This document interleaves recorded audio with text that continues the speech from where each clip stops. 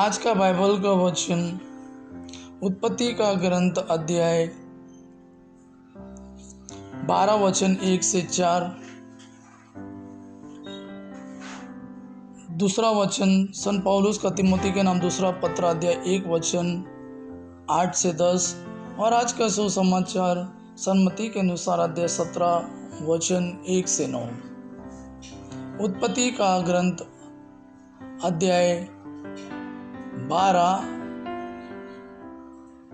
उत्पत्ति का ग्रंथ अध्याय 12 वचन 1 से 4।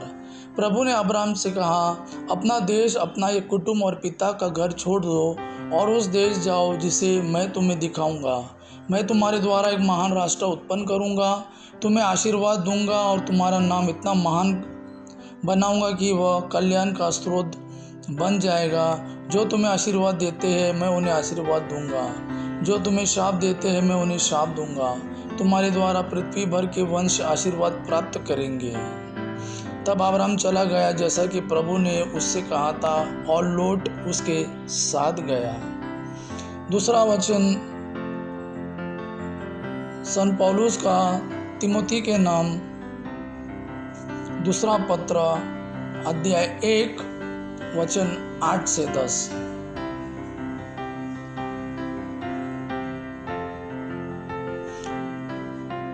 तुम ना तो हमारे प्रभु का साक्ष्य देने में लज्जा अनुभव करो और ना मुझसे जो उनके लिए बंदी हूँ, बल्कि ईश्वर के सामर्थ्य पर भरोसा रखकर तुम मेरे साथ सुसमाचार के लिए कष्ट सहते रहो। ईश्वर ने हमारा उद्धार किया और हमें पवित्र जीवन बिताने के लिए बुलाया। उसने हमारे किसी पुण्य के कारण नहीं बल्कि अपने उद्देश्य तथा अपनी कृपा के कारण ही ऐसा किया। वह कृपा अनंतकाल से ईसा मसीह द्वारा हमें प्राप्त थी। आज का किंतु वह हमारे मुक्तिदाता ईसा मसीह के आगमन से प्रकट हुई है। ईसा ने मृत्यु का विनाश किया और अपने सुसमाचार द्वारा अमर जीवन को आलोकित किया है। आज का सुसमाचार सन्मति के अनुसार अध्याय 17 वचन 1 से 9। 6 दिन बाद ईसा ने पेतरुस, याकूब और उसके भाई यूहन्ना को अपने साथ ले लिया और वह उन्हें एक ऊंचे पहाड़ पर एकांत में ले चले।